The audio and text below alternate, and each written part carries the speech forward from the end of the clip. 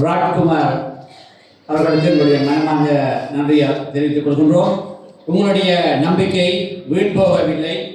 உங்களுடைய குறைகள் உடனடியாக தீர்க்கப்படும் என்ற வசனத்தையும் அவர் கூறியிருந்தார். உண்மையிலேயே ஒரு நல்ல வசனம். எனவே மனமார்ந்த நன்றிகள். தொடர்ந்து உரையாற்ற அன்போடு அழைக்கின்றோம். உண்மையிலேயே எங்களுடைய முல்லை மன்னனுடைய வேட்பாளர் சிவரூபன் அவர்கள் அண்மை காலமாக பல மக்களோடு கதைத்து பல குறைகளை தீர்ப்பதற்காக அவர் அரும்பாடுபட்டுக் கொண்டிருக்கின்றவர். அண்மையிலே வெளிநாடு சென்று தனது மகளுடைய சுகையினம் காரணமாக சென்று தற்போது இந்த மக்களுக்கு சேவை செய்ய வேண்டும் என்பதற்காக அவர் இருந்திருக்கின்றார். அவரை அன்போடு வரவேற்று உரையாற்றுமாறு அன்போடு அழைக்கின்றோம்.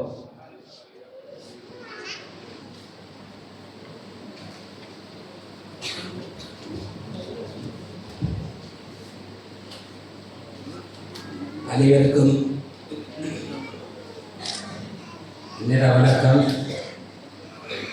ஐபோன் அஸ்ஸலாமு அலைக்கும். நீண்ட நாட்களுக்கு பிறகு தேர்தலுக்கு பிறகு வாராணவு மேடையிலே எங்களுடைய முல்லைத்தீவு மக்களை சந்திப்பது உண்மையிலே பெருமகிழ்ச்சி. முதலாவதாக எனது முல்லைவாழ் மக்களுக்கு நன்றி கூற நான் கடமைப்பட்டிருக்கின்றேன். ஒரு குறுகிய காலத்தில் ஒரு குறிக்கப்பட்ட நாள் கணிசமாக ஒரு 28-30 நாளைக்குள்ள இந்த மக்கள் உண்மையில முன்னேற்றி வேண்டாம் எனக்கு தெரியாது. இந்த மண்ணில் பிறந்திருந்தாலும் எனக்கு உண்மையில முல்லைத்தீவு மாவட்டத்தில் இருக்கக்கூடிய கிராமங்கள் கூட தெரியாது. அப்படி இருந்தும் எங்களுடைய தேர்தல் பிரச்சாரமும் கட்சியினுடைய கொள்கைகளை ஏற்று மக்கள் வாக்களித்ததற்கு உண்மையில நான் கட்சி ரீதியாகவும் தனிப்பட்ட ரீதியாகவும் நான் முதற்க நன்றியை கூற கடமைப்பட்டேன். உண்மையில இந்த தேர்தல் முடிந்தது, ஜனாதிபதி தேர்தல் முடிஞ்சது. ஜனாதிபதிக்குரிய அதிகாரம் மட்டும் இருக்குது, ஆனால் எங்களுக்கு பாராளுமன்றத்துக்குரிய அதிகாரம் வேணும். தந்தால் தான் நாங்கள் அடுத்த செய்வோம் என்று சொல்லி பாராளுமன்ற தேர்தல் மேடைகளில் நாங்கள் பேசியிருக்கோம். பாராளுமன்ற தேர்தல் பாராளுமன்றத்திலே 159 ஆசனத்தை கொடுத்தாச்சு. ஆனால் மக்களிடையே ஒரு சில சந்தேகம். எல்லா அதிகாரத்தையும் கொடுத்துட்டோம், ஆனாலும் கூட பிரச்சனை எழுத்துகிறேன். மக்கள் ஒரு விடயத்தை புரிஞ்சு கொள்ளணும். நாங்கள் ஓடிக்கொண்டிருந்த பஸ் இல்லை, ஓடிக்கொண்டிருந்த பஸ் கிட்ட கட்டையில் ஏறித்தான் விட்டு தந்துரு. அப்ப நாங்கள் இதை ஓடணும் என்றால் இதெல்லாம் திருத்துவோம். பெரிய உங்களுக்கு தெரியும், எந்த துறையை எடுத்தாலும் எந்த திணைக்களத்தை எடுத்தாலும் எந்த இடத்தை எடுத்தாலும் அந்த இடத்துல எல்லா இடத்துலையும் இருக்கிறது சொல்ல தெரியும். ஊழல், மோசடி, குற்றச்சாட்டு. இதுகளை எல்லாம் நாங்கள் நிவர்த்தி செய்யணும். எல்லா திணைக்களங்களையும் இந்த பிரச்சனைகள் ஜனாதிபதி மாறி இருக்கலாம், பாராளுமன்றம் மாறி இருக்கலாம், ஆனால் திணைக்களங்கள் அப்படிதான் இல்லை. எல்லாம் ஒரே பிராண்ட். வேணுமென்றே நாங்கள் டிரான்ஸ்ஃபர் அடிக்கலாம், இங்கே இருந்து அங்கேயும் அங்கே இருந்து இங்கே. ஆனால் பிராண்ட் உண்டு.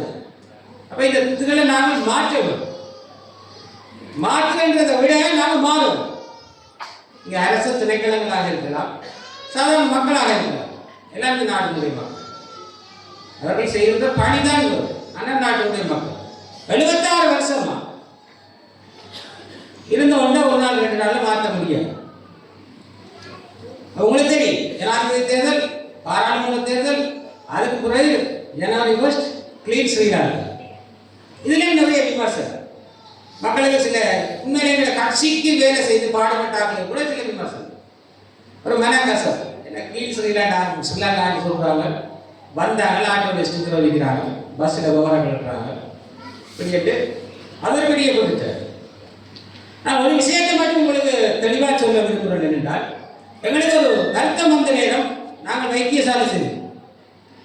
அங்கே டாக்டர் சொன்னார் ஊசி கொடுத்தாங்க. ஊசி போட்டால் நோ தெரியும், இருந்தாலும் நாங்கள் போடுறோம். எங்களை வருத்தம் மாறும். அதுபோல தான் இது. 76 வருஷமா எங்களுக்கு சரியானவர்கள் நோய்கள் இது மாறணும்னா சில கஷ்டங்களை நாங்கள் தாங்கித்தான் ஆகும். சில முடிவுகளை நாங்கள் எடுக்கிற இடத்துல உண்மையில மக்களுக்கு சில தரப்புல இருக்கிறது நோவும், ஆனால் ஒன்றும் செய்யலாம். சிலதை நாங்கள் சட்டத்தின்படி தான் செய்ய வேண்டிய ஒரு இந்த பாடி. அதெல்லாம் கொஞ்சம் காலம் எடுக்கும். உங்களுக்கு இந்த அரிசி பிரச்சனை வந்து அரிசி பிரச்சனைன்றது உங்கள் எல்லாருக்கும் எத்தனை பேருக்கு தெரியுமோ தெரியல. இந்த அரிசி பிரச்சனைன்றது இலங்கையிலே ஒரு பெரிய மாஃபியா. இன்றைக்கு நேற்று இல்லை, வெள்ளக்காரர் எங்களை ஆண்ட நேரம் எங்களை வேலையை கூப்பிட்டார். இலங்கையில் வாழ்ந்த மக்களை தமிழராக இருக்கலாம், சிங்கள மொழி பேசுகிறார்கள், யாராக இருக்கலாம், எல்லாரும் வேலையை கூப்பிட்டாங்க. ஆனால் யாரும் போய் அப்போ வெள்ளைக்காரனுக்கு ஒரு சின்ன இது வந்தது என்னடா இவ்வளவு திட்டம் நாங்கள் ஆட்சி செய்யணும், உங்களுக்கு அடிமையாக இருக்கிறாங்களா, நாங்களுக்கு வேலைக்கு வராங்க. அப்போ இவங்களுக்கு என்ன பிரச்சனை, இவங்களுக்கு சாப்பிட்றதுக்கு அரிசி. அப்போ இந்த குளங்களை உடைச்சிடுவோம், உடைச்சிவிட்டா இவங்களுக்கு அரிசி விவசாயம் இல்லாமல் போகும். அப்போ இவங்க உங்களோட பஞ்சத்தில் போகும் தருவாங்க. அப்போ இவங்களுடைய இலங்கை மக்கள் போயிடு. அதுக்காக தான் இந்தியாவிலிருந்து மக்களை கொண்டு. ஆனால் அன்னைக்கு கொண்டு வந்தவன் இங்கே கொண்டு வந்தால் இலங்கைக்கு கொண்டு வந்த மக்கள், இந்தியாவிலிருந்து கொண்டு வரப்பட்ட மக்களும் இங்கே அரிசியைத்தான் சொத்துத்தான் சாப்பிட்றாங்க என்று தெரியாது. அதுக்கு பிறகு குளங்களை அமைத்து கொடுத்தார். அரிசி அன்றைத்தான் அரிசி சந்தை பொருளாக விற்கிற பொருளாக மாற்றப்பட்டது. 1910 ஆண்டு தான் முதலாவது சட்டம் அரிசிக்காக சட்டம் இயற்றது. அரிசி 56ஆம் ஆண்டு அரசாங்கம் வந்தது. அரிசி உங்களுக்கு தெரியும், என்ன இந்த கையை வைக்கணும், அங்கே கையை வைக்கணும், இதெல்லாம் திட்டம். ஆனால் அதுக்கான பொறிமுறை கட்டமைப்பு எங்களுடைய அரசாங்கத்தில் கட்டமைக்கப்பட்டு சிலது உங்களுக்கு புரியும், போக போகத்தான் உடனே புரியும். அதே போல தேங்காய் பிரச்சனை அரசாங்கம் வந்தோடனே தென்னை காய்க்காம போயில்லை. இதெல்லாம் சாதாரண முடியும். மார்கழி மாதத்தில் தேங்காய் தட்டுப்பாடு வருது, எல்லாம் சாதாரண முடியும். காலம் கழித்து போகும். இதாக நாங்கள் முடிவாக 1000 ரூபாய்க்கு ஒரு தேங்காய் வாங்கினாங்க, மோட்டர் சைக்கிள் கொடுத்து தேங்காய் வாங்கி சாப்பிட்டுனாங்க. எவ்வளோ கஷ்டம் இல்லை இல்லைமான், பெரிய சாதனைகளை படுத்தமான். அதாவது அதெல்லாம் உங்களுக்கு ஒரு பிரச்சனை கிடையாது. இப்போ முல்லைத்தீவை பொறுத்த மட்டும் இங்கே பிரதான தொழில் என்றால் விவசாயம், மீன்பிடி, கால்நடை. இப்போ மீன்பிடியை பொறுத்த மட்டும் உண்மையில எங்களோட வளங்கள் வந்து இந்திய படகுகளால் வந்து சூறையாடப்படுறது இன்றைக்கு தொட்டு நடந்து கொண்டு தான் வரும். யுத்தத்துக்கு பிற்பட்ட காலப்பகுதியில் நடந்து கொண்டு தான் வரும். நாங்களும் முன்னைய காலத்திலிருந்து இந்த பாராளுமன்ற உறுப்பினர்கள் போய் பாராளுமன்றத்தில் கூறுவது என்னென்றால் எங்களுடைய இந்தியாவின் நிறுவப்பாடுகள் அத்துமுறைய மீன்பிடிகளை நிப்பாட்டும். ஆனால் இங்கே ஒரு காபருண்ட கட்டுப்பம் ஒன்று கேட்டால் இல்லை, சிங்கள பிரச்சனை, அது பிரச்சனை, இது பிரச்சனைன்னு சொல்லுவோம். உண்மையிலே நான் இந்த மாவட்டத்தில் வேலை செய்ய துவங்கின நாளில் இருந்து எனக்கும் சில அழைப்புகள் வரும். தொழிலாளிகள் எனக்கு கோல் எடுத்து தொடர்புடி ரோலர் வந்து நிற்கிது, எங்களை வாழை அடிச்சுட்டு போகிறாங்க, என்ன செய்யுது? அப்போ நான் இந்த நேவிக்கு ஃபோன் பண்ணி கேட்ட நேரம் சொன்னேன், 2 மணித்தியாலம் 2.5 மணித்தியாலம் செல்லும் அவரால் கிடைக்கும். அதுக்கான காரணம் என்ன? எங்கள்கிட்ட டோராயில் இருந்த டோராயில் இந்த எங்களுக்கு டோரா நிப்பாட்டுறது துறைமுகம். அப்போ நாங்கள் இந்த நாட்டில் மக்கள் நாங்கள் சிந்திக்க வேண்டும் என்று சொன்னால், எங்களோட கடன்களும் பாதுகாக்கப்பட வேண்டும் என்று சொன்னால் இங்கே அதுக்கான களங்களை நிப்பாட்டுறதுக்கான தளத்தை நிப்பாட்டுறதுக்கு தான் ஏர்போர்ட், இன்டர்நேஷனல் ஏர்போர்ட் வேணும். ஆனால் நிலம் கொடுக்க மாட்டோம், வானத்தில் காட்டும். நாங்கள் சிந்திக்கோம், இது ஒரு நாடு, ஒரு தேசம், எங்களோட மக்களை நாங்கள் சிந்திக்கணும். மக்கள் சிந்திக்கணும், இது எங்களோட நாடு. இதில் தமிழ் சிங்களம் அது வந்து இது வந்து அப்படியே தான் இருக்கணும்.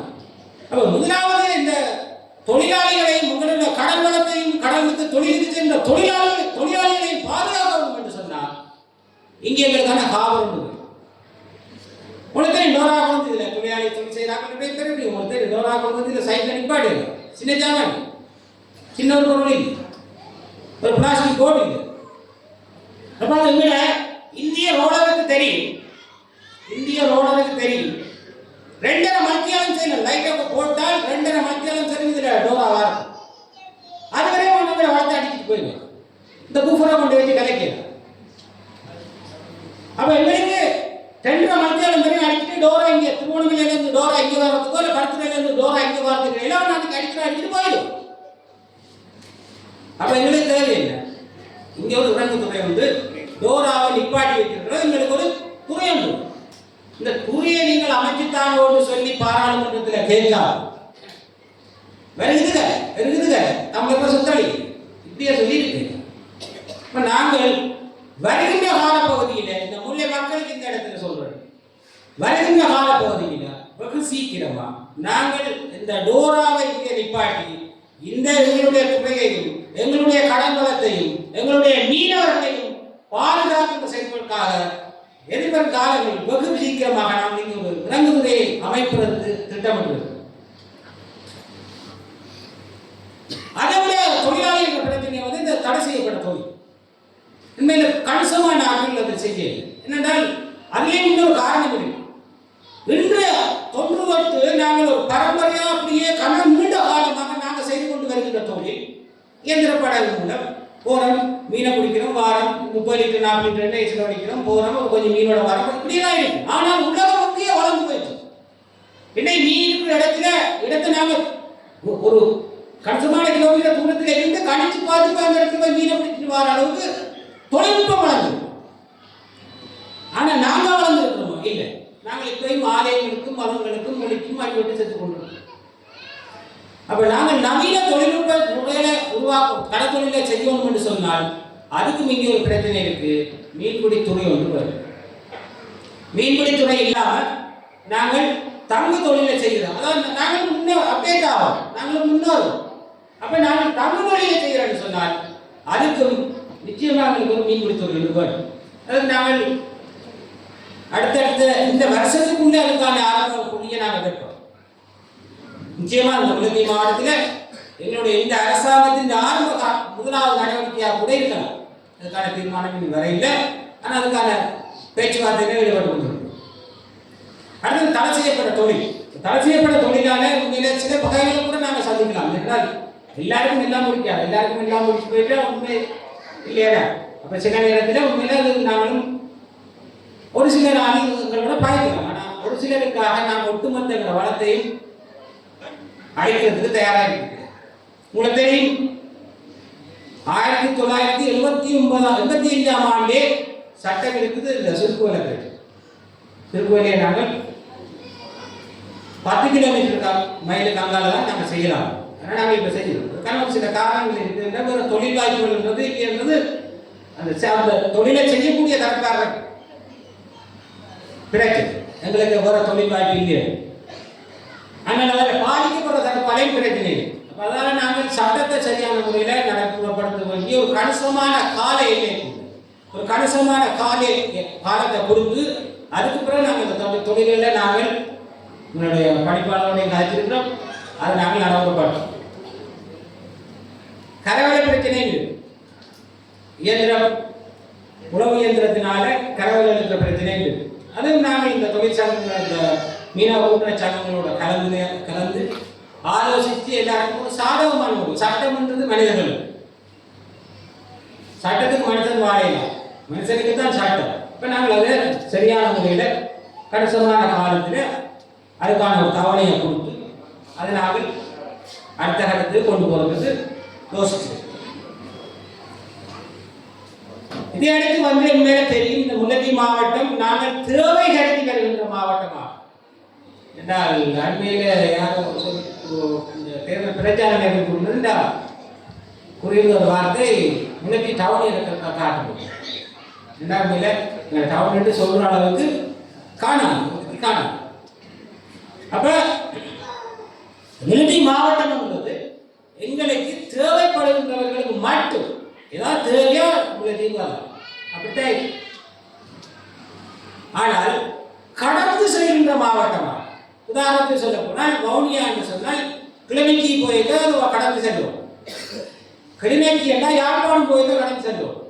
அப்ப இந்த கடந்து செல்கின்ற மாவட்டமாக முல்லைத்தீவு மாவட்டத்தை மாற்ற வேண்டுமாக இருந்தால் நிச்சயமாக கொக்குநாய் நாயாறு வட்டுவாகல் பாலம் அமைக்கப்படும். இந்த பாதை கொக்கனையால சாலையால போய் யாழ்ப்பாணத்தில் தொடுக்கிற பட்சத்தில் திருவோணமலையில இருந்து போக்குவரத்து எங்களுடைய முல்லைத்தீவு மாவட்டத்துக்கு அனுப்புவோம். அப்ப இதில் கடந்து செல்கின்ற ஒரு மாவட்டமாக எங்களது முல்லைத்தீவு மாவட்டம் மாறும். அன்றைக்கு எங்கள் முன்னதி மாவட்டத்தினுடைய அபிவிருத்தி மேலும் அதிகரிக்கும். அதனால் நாங்கள் அடுத்த திட்டமாக நாங்கள் அதையும் ஒரு திட்டமாக எங்களுடைய அரசாங்கம் முடிவெடுத்திருக்கு. மேல முன்னதி மாவட்டத்துக்கு அடுத்த வருகின்ற திட்டத்தில் என்ன செய்யணும் என்ற முதலாவது நாங்கள் கோரிக்கை இந்த பாதை எங்களுக்கு புதுக்குடியிருப்பு போய் கிளிநொச்சி போய் யாழ்ப்பாணம் போகாம எங்களுக்கு இந்த 3 பாலங்களையும் அமைத்து இதனூடாக போக்குவரத்தை மேற்கொண்ட பட்சத்தில் எங்கள் மாவட்டத்தின் அபிவிருத்தி மேலும் சுற்றுலா துறையில இருந்து மீன்பிடி சில மீன்படும் உள்ளத்தில் சில மீன்படும். இப்போ நாங்கள் டிரான்ஸ்போர்ட் கூட எங்களுக்கு சுகமாக இருக்கும் என்ற வழியை நாங்கள் அதை வச்சிருக்கிறோம். அதுக்கும் இந்த அரசாங்கம் எங்களுடைய காலத்திலேயே நிச்சயமா அதுக்கான அடிக்கல் நடக்கும். ஏன்னா அந்த வட்டுவால் பாலத்தை வச்சு அரசியல் செய்கிறார்கள், தலைமை வைக்கணும். அது வேறு கலைக்கிறார்கள். ஆளுங்கட்சியோ எதிர்கட்சியோ தெரியாது. பன்முகப்படுத்தப்பட்ட நிதி என்பதும் பாராளுமன்ற உறுப்பினர் கொடுக்கிற நிதி. அந்த நிதியை அவர் அதை செய்து கொண்டு அதுக்கு தெற்பளவு போடலாம். ஆனால் அரசாங்கம் ஆக எந்த கட்சியில தான் இருக்கிறேன், எந்த அரசாங்கத்தில் இருக்கிறேன்னு தெரியாம சில பேர் இந்த வட்டுவால் பாலத்தை வச்சு சாடல் சாடல் என்று சொல்லி பதிவுகள் போடுறதெல்லாம் நாங்கள் பார்க்க முடியாது. அது ஒரு பக்கம். உங்களுக்கு நாங்கள் குறைவுகின்ற அரசியலை ஒருபோதும் செய்கிறார்கள் இல்லை. அப்போ இந்த கணிசமாக உண்மையிலே குறிக்கப்பட்ட காலத்துக்குள்ளே கிடைத்ததுக்குள்ளே இந்த வட்டுவால் பாலத்தில் இந்த பாதையை என்பது பிரதானமா வரும். அடுத்தது விவசாயிகளுடைய பிரச்சனை. உண்மையில தெரியும் இந்த முன்னத்தையும் மாவட்டம் உள்ளது பாதை என்று சொன்னால் நான் நினைக்கிறேன் இந்த பிரதான வீதிகளை தவிர கிராம வீதிகள் என்பது மழை பெய்யல தெரிஞ்சது வீதியில ஆகலாம் குறிப்பாக வற்றாப்புல முதியவரை இந்த பிரதேசங்கள் எல்லாம் வந்து சில பேருக்கு கோட்டையாக இருந்தது. காலம் சில பேருடைய கோட்டையில போய் பார்த்தா தெரியும் உங்களுக்கு ஆகலாம் கோட்டு. இப்போ நாங்கள் இந்த வருகின்ற நிதி ஒதுக்கீட்டில் வடமாகாணத்துக்கு 1200 கிலோமீட்டர் கிட்ட உள்ள பகுதி கிராம வீதிகளை அபிவிருத்தி செய்கிறது. இந்த கிட்டத்தட்ட எங்களுக்கு இப்பயே 20.6 கிலோமீட்டர் வந்து உள்ளக வீதி வந்திருக்குது. அதுக்கு அடுத்த கட்டமாக ஒரு வீதி வரும். அதுக்கு அடுத்த கட்டமாக நாங்கள் 3 கட்டமாக ஒரு 1200 எங்களுக்கு கிட்டத்தட்ட இல்லைனாலும் ஒரு 300 கிலோமீட்டர் சரி நாங்கள் முன்னதி மாவட்டத்துக்கு எடுக்கிறது. உள்ள வீதிகள் வந்து கிராம வீதிகள் கணிசமான அளவில் புனரமைக்கிறது. அதை விட விவசாயத்துக்குரிய அந்த குளங்களுக்கு செல்லுகின்ற வீதி இந்த வீதிகளும் புனரமைக்கப்பட வேண்டியது. அதுகளும் நாங்கள் அடுத்த கட்ட இந்த வருஷத்துக்கு அது அந்த வீதிகளும் புனரமைக்கப்படும். யானை வேலி பிரச்சனை ஹெலிகாப்டர் ஆகிட்டு கூப்பிடாசு நம்ம யானை வேலி என்பது உண்மையில பெரிய பிரச்சனை. ஆனால் நான் கடந்த காலத்தில் இந்த 1 மாசத்துக்கு முதல் வெளிநாடு சென்றிருந்த நேரம் உண்மையிலே நான் அதிசயப்பட்டேன். எனக்கு தெரியாது தெரியாமல் இருக்கலாம். யானை வேலி பிரச்சனையை காலத்திய நேரம் என்னிடம் சொல்லிக் கொண்டது என்னென்னா வியட்நாம் என்னன்னா யானை வேலிக்கு நீங்கள் ஒரு தீர்வு எடுக்கலாம் சொன்னா வெறுமனே கரண்ட் மட்டும்தான் யானை வேலி. தேனிகளை நீங்கள் வளர்க்கின்ற நேரம் தேன்மூச்சியினுடைய சத்தத்துக்கு எத்தனை தெரியாமல் நீங்கள் தெரியாது. தேன்மூச்சிகளுடைய 10 மீட்டருக்கு ஒரு தேன்மட்டியை வச்சு நீங்கள் வளர்த்தீங்கன்னா தேனாலேயும் உங்களுக்கு வருமானம் வரும். ஏன்னா இயற்கையான தேன் காடு, இந்த தேனாலேயும் உங்களுக்கு வருமானம் வரும். அதே நேரம் யானையும் உங்களுக்கு வராது. பல நாள் ஒரு திட்டத்தை நாங்கள் ஆய்வு செய்து கொண்டிருக்கிறோம். வடக்கில் அதை குறிப்பாக முன்னதி மாவட்டத்தில் பிரதான ஒரு பிரதேச செயலாளருக்கு உட்பட்ட இல்லை பிரதேச சபைக்கு உட்பட்ட பிரதேசத்தை எடுத்து நாங்கள் அதை பரீட்சிக்கிறதுக்கு இன்னும் ஒரு ஓரிரு மாதங்களுக்குள்ள நாங்கள் அதை பரீட்சிக்கிறதுக்காக முயற்சிகளை மேற்கொண்டோம். அதை விடவும் இந்த யானை வேலிகள் வந்து கணிசமான அளவில் வழங்கப்பட்டு கொண்டிருக்கிறது. அது இந்த யானை வேலிக்கு ஏதாவது மாடு வந்து மேய்ச்சிட்டு மாட்டுக்காரங்களுக்கு பொறுப்பு செல்லோட மாதிரி யானை வந்து சாப்பிட்டு அரசாங்கம் தானே பொறுப்பு செல்லணும். இந்த யானை வளர்க்குற அரசாங்கம் தானே. அதுக்கு நாங்கள் பொறுப்பேற்றுக் கொள்கிறோம். மற்ற குரங்கிட பிரச்சனை இருக்குது. இந்த விவசாயிகளுக்குள்ள பிரதானமான இருக்குது யானை குரங்கு பிரச்சனை இங்கே பிரதான இருக்குது. மழை அதில் வெயிட்டு போகும். அப்போ அந்த இதுக்கு வந்து நாங்கள் நடவடிக்கை எடுப்போம். அடுத்து இந்த பசல மானியங்கள் கடந்த காலங்களில் பசல மானியங்கள் கொஞ்சம் தாமதமாகினது. ஏன்னா அவங்களுக்கு தெரியும், நான் ஏற்கனவே சொல்லினா ஓடாவில் தான் வீடு தந்தது, அதை ஓட வைக்கிறது சில காலம் சென்றது. அப்போ அதால் அடுத்த வரப்போகிற காலத்தில் அடுத்த போகிறதுக்கு உங்களுக்கு அவ்வளவு தாமதமான பிரச்சனை இருக்காது. அடுத்தது கியூஆர் கொடுக்கணுன்றதும் உண்மையில அது ஒரு காலத்தில் வந்து சரியான முறையில் நிறைய பேர் இருக்கு. அந்த பாடசாலை மாணவர்களுக்காக வழங்கப்பட்ட 6000 அந்த காசு கூட கணிசமான ஆட்களுக்கு பெரிய பிரச்சனையாக தான் இருந்தது. இந்த கியூஆர் காசு கொடுத்தாங்களுக்கு தான் இந்த காசு ஒரு பிரச்சனை இருந்தது. நான் இந்த பதிவுகள் எடுத்த நேரம் முறைகேடானவர்கள் தகுந்த நபர்களுக்கு தகுதி வாய்ந்தவர்களை சரியானவர்களை தேர்ந்தெடுக்காத பட்சத்தில் அது உண்மையிலே நிறைய பேருக்கு ஒரு பிரச்சனையாக இருந்தது. அதை நாங்கள் மீளாய்வு செய்கிறோம். வரப்போகிற காலத்தில் அதுக்கான ஒரு தீர்வும் வரும்.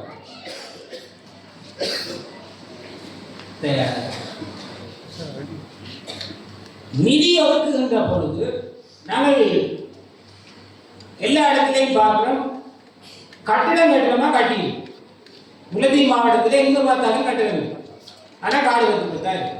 ஆனால் திருப்பி பட்ஜெட்டில் கேட்கறதும் கட்டிடம் தான். அந்த கட்டிடம் வேணும், இந்த கட்டிடம் வேணும்.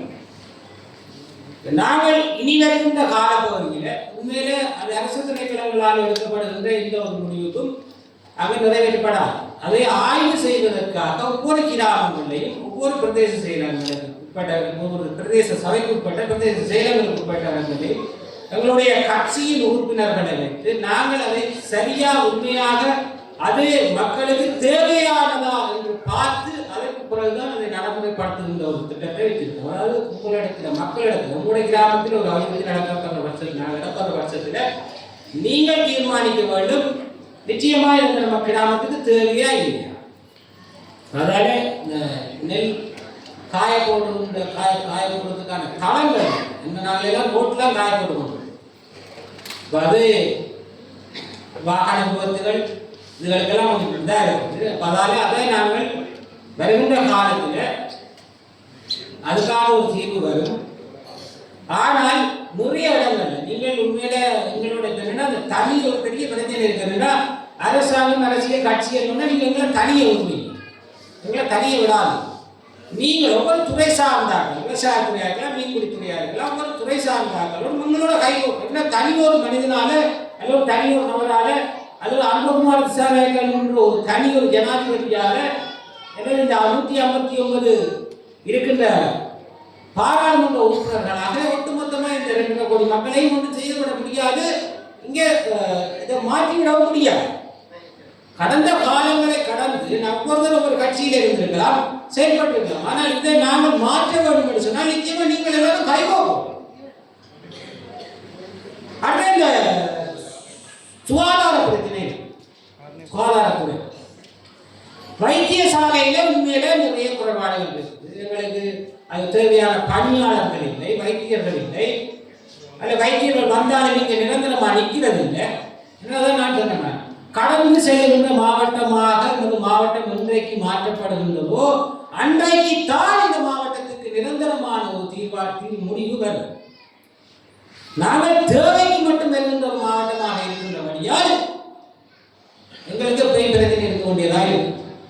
இந்த வைத்தியத்துறை எடுத்துக்கொண்டால் மாநில ஹாஸ்பிட்டல்ல நிறைய தேவை, குறைபாடு இல்லை, தேவை என்றால் தங்குமிட வசதி இருக்குது. வாட்டில் வந்து உண்மையிலே சும்மா சாதாரணமான அளவுக்கு ஒரு கொட்டில வச்சிருக்கிறோம். யுத்த காலத்தில் நாங்கள் இந்த மாதிரி உடைவு. ஆனால் புதுக்குடியிருப்பு பிரதேசத்தை எடுத்துக்கொண்டால் அங்கே வைத்தியசாலைகள் இருக்கின்றது, வாட்டிலுக்கு எல்லாம் இருக்குது. ஆனால் வைத்தியம் ஒட்டிசுலாம் எடுத்துக்கொண்டால் தனிநபர் மருந்து வாங்கி கொடுக்குற அளவு கூட இருந்தது என்றால் அவளுக்கு தேவை. ஆனால் அங்க பௌதிக வளம் இருக்கு. மாம்பழத்தை எடுத்துக்கொண்டால் அங்க பௌதிக வளம் இருக்கு, அங்க தேவையான உபகரணங்கள் வைத்தியர்கள் இருக்க. ஒட்டிசுலாம் புது மல்லாவி எடுத்துக்கொண்டால் மல்லாவியும் இது வந்து ஒரு ஆங்கில மருத்துவம். ஆயுர்வேத மருத்துவத்தை எடுத்துக்கொண்டால் ஆனாக்கள் இந்த கடந்த காலத்தில் வடமாகாண சபை இயங்கின காலம் மாகாண சபையால் வைத்தியர்கள் வந்து மாகாண சபைக்கு வந்தது எல்லாரும் மூலிகை தோட்டம் பண்ணி சொல்லி போட்டு. ஆனா இப்ப மூலிகையும் இல்லை, அங்க ஒன்றும் கிடையாது. தேவையான இடத்திலே சரியான நிலத்திலே சரியான இடத்திலே அதை நிர்வகிக்காமல் அதற்கான காணிகளை ஒதுக்காமல் நிறைய முறைகள் நடக்குது. நாங்கள் அது அந்த ஆயுர்வேதம் என்பது வந்து தெரியும் எந்த ஒரு பக்க விளைவும் இல்லாத அந்த ஆயுர்வேத ஹாஸ்பிட்டல்கள் எல்லாம் கைவிட்ட நிலையில் இருக்கு இயங்குது. ஆனாலும் எங்களை தேவை. அப்ப அந்த அதுவரையும் நாங்கள் சரி செய்ய வேண்டிய ஒரு நிலப்பாடு இருக்கு. அப்ப அதே நேரம் ஆங்கில மருத்துவம் என்று பார்க்கக்கூட மாவட்ட வைத்தியசாலைகள் பிரதேச வைத்தியசாலைகள் எல்லாம் மாவட்ட வைத்தியசாலையில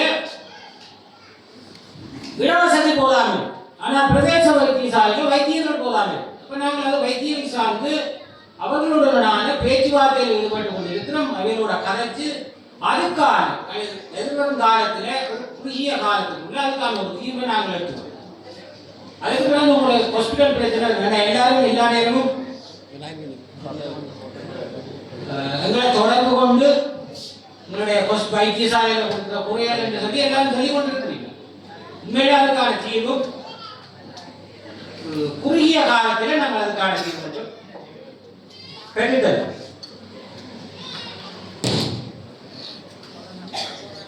அடுத்த இந்த ஆயுர்வேத ஹாஸ்பிட்டல் சார்ந்து நாங்கள் பேசிக்கொண்டிருக்கிறோம். நான் நிறைய மாவட்ட வைத்தியசாலை என்னுடைய மாவட்ட ஆயுர்வேத வைத்தியசாலை பொதுக்குடியிருப்பிற்கு அதற்கு நான் சென்றிருக்கிறேன், பார்த்திருக்கிறேன். அங்கேயும் இருக்கக்கூடிய குறைபாடுகளை கேட்டறிந்திருக்கிறோம். அது சார்ந்து அதுக்கு கீழே இருக்கக்கூடிய பிரதேச வைத்தியசாலைகளுக்கும் எதிர்வரும் நாட்களில் அதுக்கான நான் சென்று நேரில் பார்த்து அதுக்கான ஒரு அடுத்த கட்டம் என்னுடைய சகோதரி கூட ஒரு வைத்தியர்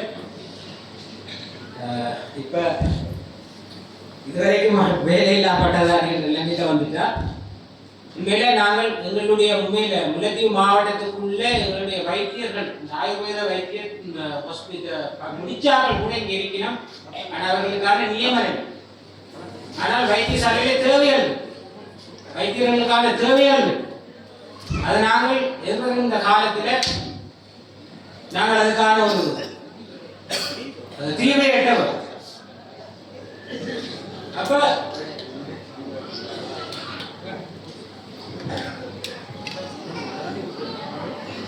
இதை வந்து நாங்கள் எதிர்வரும் காலங்களில் வந்து நாங்கள் இந்த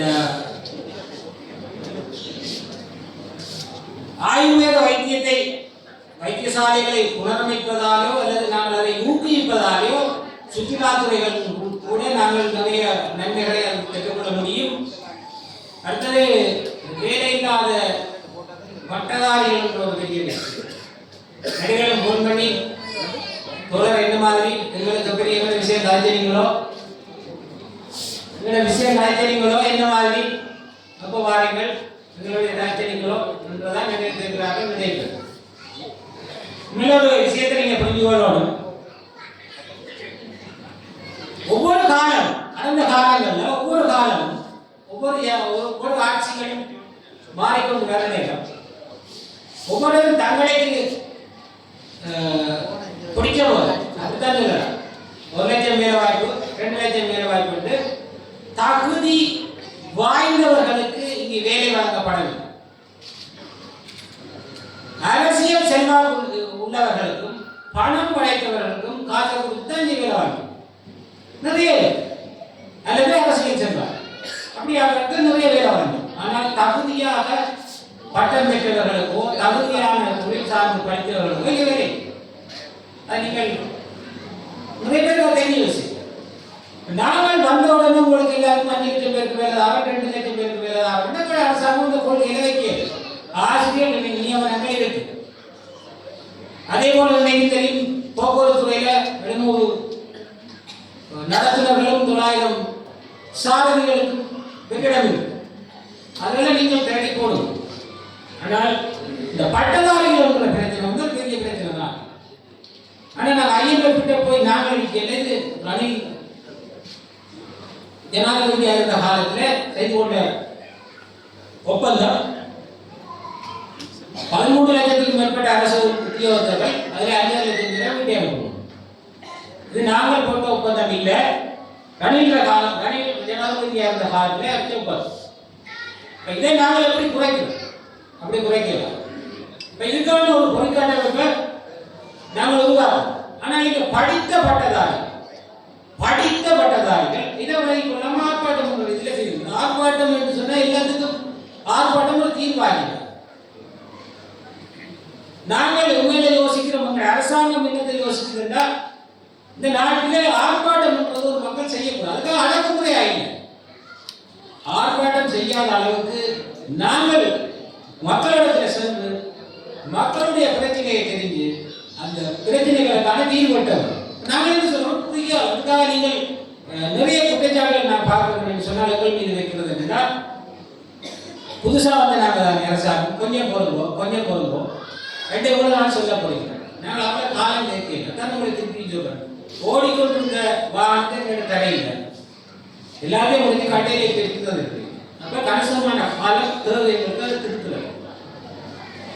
வேலையில்லாத பட்டதாரிகள் நீங்கள் பொறுப்பணி ஆர்ப்பாட்டம் செய்வதன் மூலம் உங்களுக்கான வேலைகளை பெற்றுக் கொள்ளலாம் என்றால் நாங்கள் எல்லாருமே ஓட்டுக்கிறாங்க தேவை.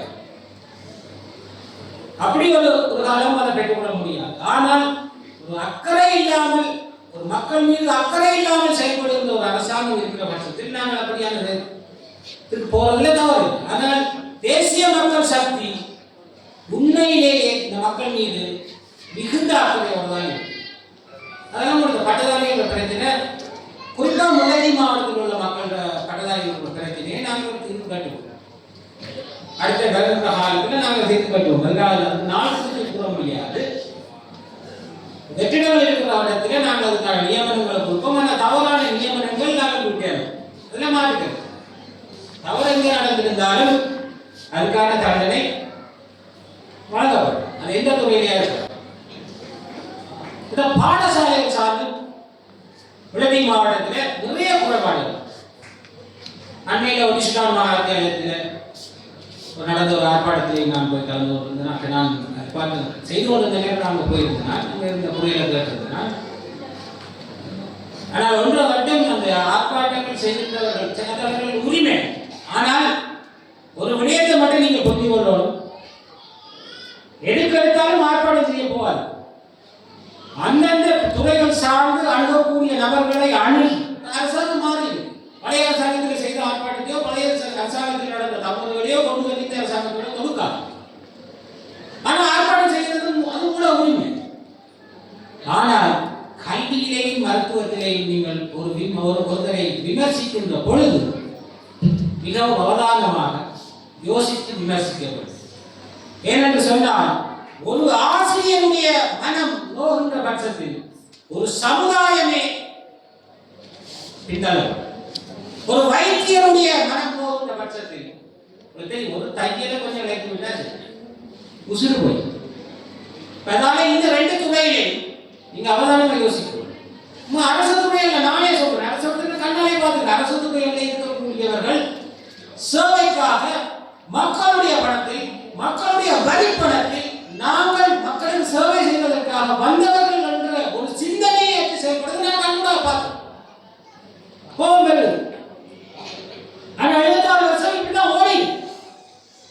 ஆனால் ஆசை நான் மிகவும் பணிவாக கேட்டுக்கொள்ற ஒரு விஷயம், ஆசிரியர்கள் மீது நான் ஒரு ஆசிரியராக கடமையாக முடியும் நான் சொல்றேன். ஒரு ஆசிரியர்கள் மீது வைத்தியத்துறை மீது நீங்கள் விமர்சிக்கின்ற பொழுது மிகவும் அவதானமாக சிந்தித்து விமர்சிக்க வேண்டும். இந்த 2 துறையும் பிறப்பிலிருந்து இறப்பு வரைக்கும் மனிதனுக்கு தேவையானது. அதனால நீங்கள் இந்த ஆர்ப்பாட்டத்திற்கு செய்து உண்மையாக பிரச்சனை இருக்கலாம், எங்களுக்கு தேடி பார்க்கலாம். அதுக்கான சிந்தனை நாங்கள் இதை அப்படியே கற்றுக் கொடுப்போம். அதே போல ஒரு சொல்லிக்கொண்டே போகலாம். புதுக்குடி பிரதேச செயலகத்துக்கு உட்பட்ட பிரதேசம் பாடசாலை பிரச்சனை. அது இது ஒரு பொறுப்புதான். ஆசிரியர் நியமனங்கள் ஆசிரியர்கள் இடமாற்றம் என்பது பெரிய பிரச்சனை. மேல சட்டப்பட்டு 4 வருஷத்துக்கு மேலே 4 வருடத்தில் இருக்கிறார். அது விட மாற்றம் செய்யும். ஆனால் இடமாற்றம் செய்கிற பட்சத்தில் இங்கே இருந்து ஒரு ஆள் இடமாற்றம் நடந்து கொண்டு அந்த இடத்துல திருப்பி கொண்டு வந்து போவதற்கு ஆள் இல்லை. எத்தனை பேருக்கு தெரியும் முல்லைத்தீவு மாவட்டத்தில் வேலை செய்கிற திணைக்களங்கள் இருக்கிறார்கள், முல்லைத்தீவு மக்களே இல்லை. இந்த போக்குவரத்து துறை சிடிபி பஸ் வருதுன்னு சொன்னா இந்த சிடிபி பஸ்ல இதெல்ல போக்குவரத்து துறைக்குரிய போக்குவரத்துக்குரிய பேருந்துல எத்தனை பேருந்து 18-19 பேருந்து இருக்காங்க. அந்த பேருந்துல இன்னைக்கு அரச பேருந்து தனியார் பேருந்து போய் டைம் வந்து தனியார் பேருந்து நான் கூட சொல்றேன். ஏன்னா முல்லைத்தீவு ஆரம்பத்தில் பிளவு கிழக்கில் அந்த 5 பஸ் இங்கே வந்து போவாங்க, இங்கிருந்து 2 பஸ் தான் நாங்கள் போவோம். நாங்கள் இருக்க முன்னாடி இந்த மக்களுக்கு அப்படி வாழும். உங்களுடைய உரிமைகள், உங்களுடைய வேலை, உங்களுடைய நீங்கள் பெற்றுக்கொள்ளணும். முல்லைத்தீவு மாவட்டத்தில் நாங்கள் வேலை இல்லாமல் இருக்கிறபடி மாவட்டத்தில் வந்து இங்கே வேலை செய்யலாம். ஆனால் அவர்கள் தொடர்ச்சியாக இங்கே வேலை செய்ய முடியாது. இல்லை, இங்கே இருக்கக்கூடிய வெற்றிடத்தை நிரப்புவதற்காக இங்கே வந்து 6 மாசத்துல திருப்பி அரசியல் சங்க வேலை செய்யணும். நாங்கள் போய் இது கடந்த காலத்தில் நடந்தது. இந்த அரசாங்கத்தில் நடக்க அது நடக்க நாங்கள் விடவும் மாட்டோம். அது இங்கே இருக்கிற மக்கள் சிந்திக்கும், நீங்களும் சிந்திக்கும். வெளி மாவட்டத்தில் நான் பிரதேசவாதம் பேசுகிறேன். நாங்கள் இங்கே 1,38,000 பேருக்கு 632 கிராமங்களுக்கு 136 கிராம சேவையாளர் பிரிவு நாங்கள் இங்கே குறைப்பை இருக்கிறோம். நாங்கள் உங்களுடைய உரிமைகளை நாங்கள் விட்டுக் கொடுக்காமல் நாங்கள் இந்த மாவட்டத்தில் இருக்கோம். நீங்களும் முன்னரும் இன்றைக்கு பயிற்சி கட்டமைப்பு பயிற்சி நிலையம் இருக்கு. யார் படிக்கிறது போறீங்க? எல்லாருக்கும் அந்த கட்டமைப்பு இயங்குதான் இல்ல, சும்மா அதுக்கான கட்டமைப்பு வரும். இங்க ஆசிரியர் நியமனங்கள் கூட அப்படித்தான் வெளி மாவட்டத்தில் இருந்தால் வந்து கல்வி இருக்கு. ஆனால் இந்திய மாவட்டத்தில் இருக்கக்கூடிய வேலை இல்லாமல் அது நாங்கள் சார்ந்து வரப்போற காலத்தில் நாங்கள் அதுக்கான தீர்வேட்டோம். போக்குவரத்து துறையிலேயும் உண்மையிலே கணிசமான அளவுக்கு சில இடங்கள்ல சரியான போக்குவரத்து பஸ் போக்குவரத்துன்றது பெரிய பிரச்சனையாக தான் இருக்கு. அதுக்கான தீர்வுகளையும் நாங்கள் ஆராய்ந்து கொண்டிருக்கிறோம். அடுத்தவும் கவர்மெண்ட்டும் செய்ய முடியாது, அதுக்கான ஆராய்ந்து கொண்டிருக்கிறோம். நெல்விலை சார்ந்த பிரச்சனை, நெல்விலை சார்ந்த இந்த முறை வந்து நாங்கள் நெல்விலையை வந்து கொஞ்சம் தாமதமாக ஆரம்பித்திருக்கோம். ஆனால் அதுக்கான ஒரு என்ன தெரியும், பெரிய ஒரு மாஃபியா. அதுக்குள்ள நாங்கள் போய் விளையாடணும்னு சொன்னால் அதுக்கெல்லாம் சிந்திச்சு பொருட்கள் அமைச்சு யோசிச்சு தான் செயல்படணும். அதுக்காக அரசாங்கம் சிந்திச்சு யோசிச்சு நெல்லுக்கான விலையை இனிவரும் காலத்தில் தை மாதத்திலேயே அந்த விலையை தீர்மானிக்கப்படும். உங்களுக்கு விலங்கு கொஞ்சம் சொன்னாங்க, ஏன் நெல்லுக்கான விலை குறைஞ்சிருக்கு, ஏன் நாங்கள் நெல்லுகளை கொள்வனம் செய்யல, ஆனால் அதுக்கான நிர்ணய விலையை வச்சிருக்கிறோம் என்றதெல்லாம் விலங்கும். ஆனால் கொஞ்சம் சொன்னாங்க. அடுத்த ஒரு பெரிய பிரச்சனை முல்லைத்தீவு மாவட்டத்தில் வெடிக்கும்னு நான் நினைக்கிறேன். நாங்கள் இந்த முல்லைத்தீவு மாவட்டத்தை பொறுத்த மட்டும் இஸ்லாமியர்களும் தமிழர்களும் பௌத்தர்களும் சிங்கள மொழி பேசக்கூடியவர்களும் நாங்கள் இங்கே ஒற்றுமையாக தான் இருக்கோம். இங்கே எங்களுக்கு எந்த பிரச்சனையும் இல்லை என்று நான் நினைக்கிறேன், நான் பார்க்கிறேன். ஆனால் வேறு வெளி மாவட்டங்களில் இருந்து வந்து எங்களுக்கு இடையில இந்த இனவாதங்களை உருவாக்கி இங்கேயும் ஒரு குழப்ப நிலைகளை செய்ய நினைத்தால் அதற்கு நாங்கள் ஒருபோதும் இடமளிக்க போவது இல்லை. சிவராத்திரி இருந்து அதற்கு சில திட்டமிடல்கள் இருக்கலாம். கடந்த சிவராத்திரியில பல திட்டமிடல்கள் நிறைவேற்றப்பட்டது. அது சார்ந்து மக்கள் நாங்கள் அனைவரும் ஒன்றாக இருக்க வேண்டும். இனங்களாக மொழி ரீதியாக தான் என்ன சொல்வாங்க, தாய்மொழி மீது பற்றுவை, புறமொழியை நீ கற்றுவை, இனத்தின் மீது நீ உயிராய். இதங்களுக்கு அவரவர் மொழி, அவரவர் இனம், அவரவரை பாதுகாக்கணும். நான் என்றால் உலகத்தில் பார்த்தீங்கன்னா அவனவன் எதையோ எல்லாம் நினைத்து ஓடிக்கொண்டிருக்கான். நாங்கள் இந்த மொழியை மாற்றி வச்சு அடிப்படை சென்று கொண்டிருக்கோம். அந்த பொருளாதாரம் கீழே வைக்கணும். இதை நாங்கள் மாற்றவும் இருந்தால் முதலாவது நாங்கள் எங்களுக்குள்ள இருக்கின்ற இந்த தமிழ், சிங்களம், முஸ்லீம் இந்த இனவாதம்ன்றதை நாங்கள் விட்டு முழுதா எல்லாரும் ஒரு இனத்தை மட்டும் நான் சொல்லல, ஒரு மொழியை மட்டும் நான் சொல்லல, ஒரு மதத்தை மட்டும் நான் சொல்லல, எல்லாருமே அதை கையெழுத்தும். உங்களுக்கு இந்த நாட்டினுடைய பொருளாதாரம் அல்லது கையிருப்பான டெவலப்மெண்ட் இந்த பொருளாதாரத்தை தீர்மானிக்கும். இந்த நாட்டினுடைய பொருளாதாரம் இந்த அளவுக்கு உங்களுக்கு தள்ளப்பட்டது பல காரணங்கள். வெறுமனே மஹிந்த குடும்பம் கலவரத்துக்கு அல்ல அவரோட குடும்பம் கலவரம் இது மட்டும் காரணம் இல்லை, பல காரணங்கள். இந்த எங்களுடைய கல்வி முறை நினைத்தீங்கன்னா ஆங்கிலேயர் இருந்த காலத்தில் இருந்த கல்வி முறை இன்னைக்கு இது மாற்றிப்படு தேவைக்கு ஏற்பாடு எங்களோட சிலபஸ் வந்து மாறி இது ஒரு பெரிய பிரச்சனை. உங்களுக்கு தெரியும் 2017ஆம் ஆண்டு கணக்கெடுப்பின்படி 3,25,000 குழந்தைகள் பிறகு 1,40,000 பேர் இறப்புகிறது. ஆனால் இன்றைய நிலைமையில் 2021 கணக்கெடுப்பின்படி 2,40,000 குழந்தைகளும் 1,80,000 இறப்பும் வந்து பிறப்பும் 1,80,000 இறப்பும் வந்து. காரணம் எங்களுடைய பொருளாதாரம். அப்ப நாங்கள் இன்னைக்கு ஓயில் வரைக்கும் வரக்கூடிய மக்கள் எடுத்துக்கொண்டோம் என்றால், பிள்ளைகள் எடுத்துக்கொண்டோம் என்றால் கிட்டத்தட்ட 2,30,000 2,40,000 பிள்ளைகள் கிட்ட ஓயிலுக்கு வருது சாதாரண. இந்த சாதாரணத்துக்கு வரக்கூடிய நியமனத்துக்கு ஒரு 1,00,000 அரைவாசியாவது போகும். அங்கிருந்து கம்பஸுக்கு வந்து திருப்பி அவ்வளவு கணிசமான அளவு தான் போகும். கிட்டத்தட்ட வருடந்தோறும் 2,00,000க்கு குறையாத மாணவர்கள் கைவிடப்பட்ட நிலைக்கு ஒதுக்கப்படுறாங்க. தள்ளப்பட்ட ஓயில நேரம் போய் அதுக்கப்புறம் என்ன செய்யறது? வீட்டை போய் அப்பா என்ன சொல்லி தொழிலை செய்கிறோ அந்த தொழில் அப்படி இல்லைன்னு சொன்னால் புத வஸ்து சிறு வயதில் திருமணம் இப்படியே போய் இந்த சமுதாயம் சீரழி. ஒரு அரசு என்ற முறை, ஒரு நாட்டு மக்களை நேசிக்கின்ற ஆளுகின்ற அரசு என்ற முறை, அந்த அரசாங்கம் நிச்சயமா அந்த மக்களை பேர் சீர்திருத்தும்.